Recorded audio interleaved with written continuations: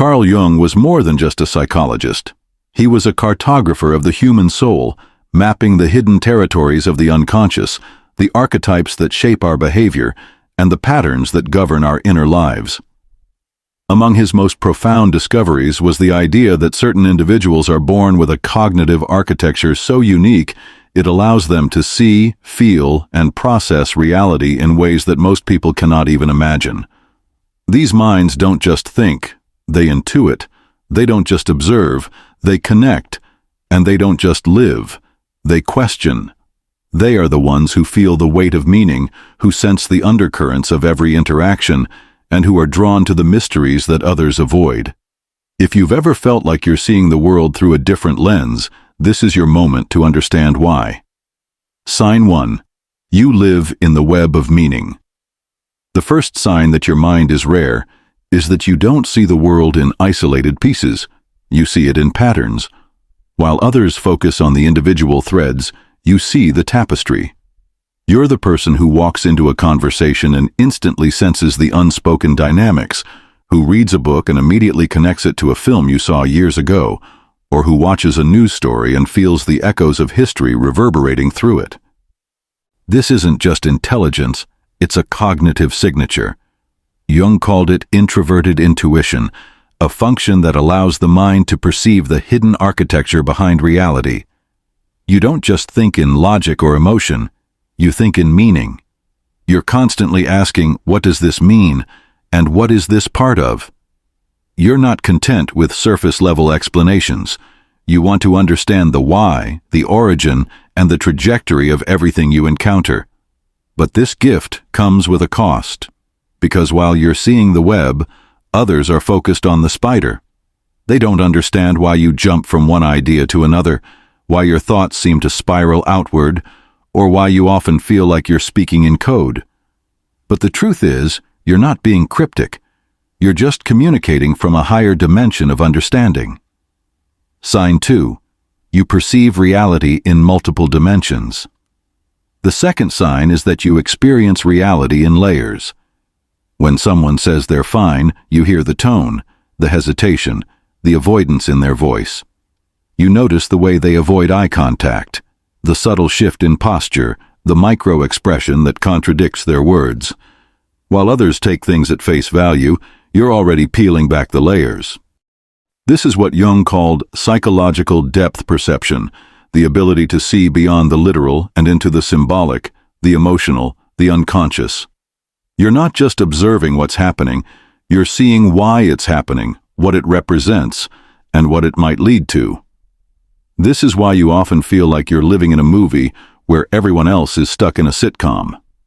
You're the one who sees the subtext in conversations, the metaphors in everyday life, and the archetypes in people's behavior.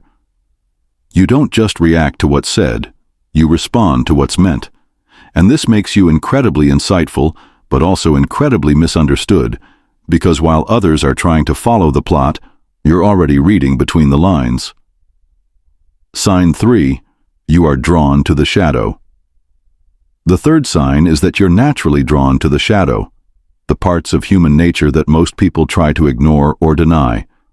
While others avoid difficult conversations, you seek them out. You want to understand what drives people to make destructive choices, what lies beneath their defenses, and what they're afraid to confront in themselves. Jung believed that the shadow is not just a dark part of the psyche, it's a treasure trove of hidden potential. And those with rare minds are often the ones who are willing to go there. You're not afraid of complexity. You don't see people as simply good or bad, you see them as whole. You understand that to be fully human is to contain contradictions, and that healing begins with integration, not denial. This is why you might find yourself drawn to philosophy, psychology, mythology, or even true crime, not for the shock value, but for the insight. You're not fascinated by darkness for its own sake. You're fascinated by the human condition and the way people navigate their inner chaos. But this fascination can make you seem intense, disruptive, or even dangerous to those who prefer to keep things light. Sign 4. You speak a language others don't understand, The fourth sign is that you often feel like you're speaking a different language. You try to explain your thoughts, but others don't get it. You share an insight, but it's met with silence. You attempt to connect, but the conversation feels like a game of telephone where the message gets lost in translation. This isn't because you're wrong or unclear. It's because your cognitive bandwidth is higher. You're processing multiple levels of meaning at once: emotional, symbolic, historical, archetypal, while others are only tuned into the literal. You're not speaking in riddles. You're just speaking from a deeper place.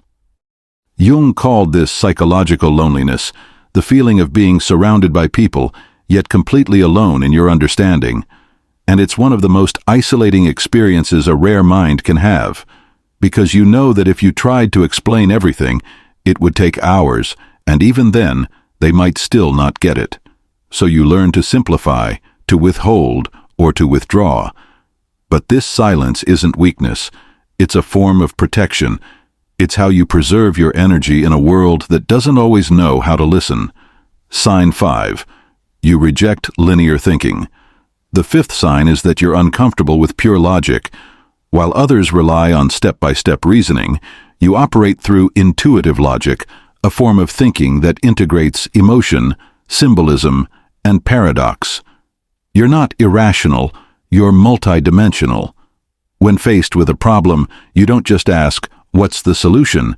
You ask, "What does this mean? What patterns are at play? What's the emotional truth?" You trust your gut, even when it can't be explained. You see flaws in arguments that seem solid on paper, but feel off in practice. This is why you often feel frustrated by rigid systems, by rules that don't account for complexity, by people who dismiss anything that can't be measured. You know that reality is messy, and that true understanding requires more than just data. It requires depth. But this way of thinking can make you seem unpredictable, even unreliable, to those who value structure over insight. They don't understand how you can arrive at the right answer without following the steps, but you know that sometimes the path to truth is nonlinear.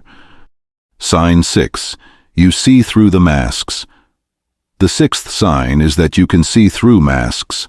You understand that people wear personas to protect themselves, and you're able to see the authentic self underneath. You can sense when someone is hiding, when they're afraid, when they're pretending to be something they're not. This is what Jung called active imagination, the ability to see beyond the surface into the psychological reality of a person. You're not judging them, you're understanding them.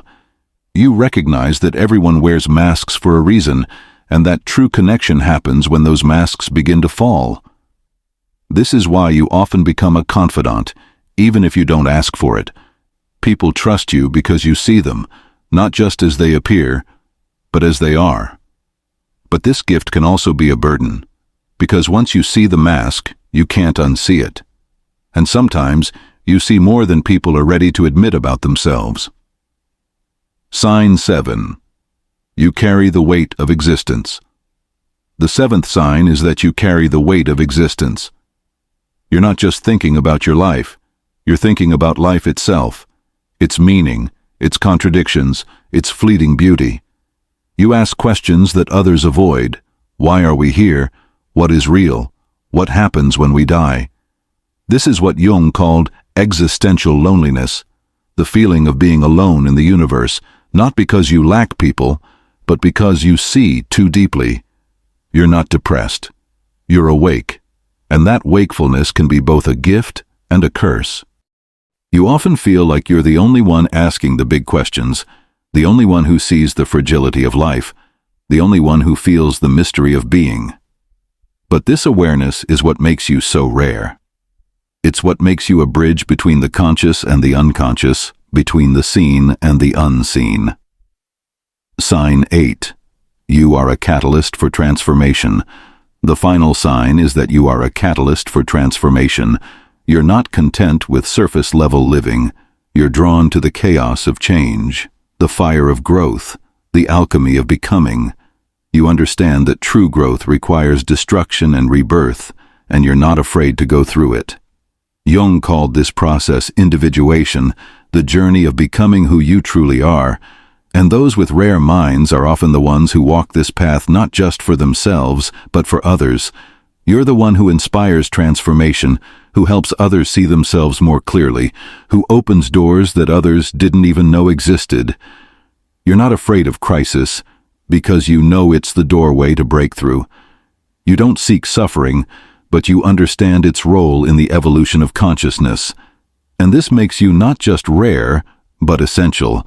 If you've made it this far, there's a good chance that you're one of those rare minds that Jung described. And that's not something to hide, it's something to embrace. You're not broken. You're not alone. You're not too much. You're simply operating on a frequency that most people haven't learned to tune into yet. Your mind is not a problem to solve. It's a mystery to live, a gift to share, and a bridge to cross. The world needs people like you, people who can see beyond the surface, who can ask the big questions, and who can lead others toward deeper understanding. So the next time you feel misunderstood, remember this: you're not speaking a different language because you're trying to be difficult. You're speaking it because you're trying to expand. And that's one of the most beautiful things a human being can do.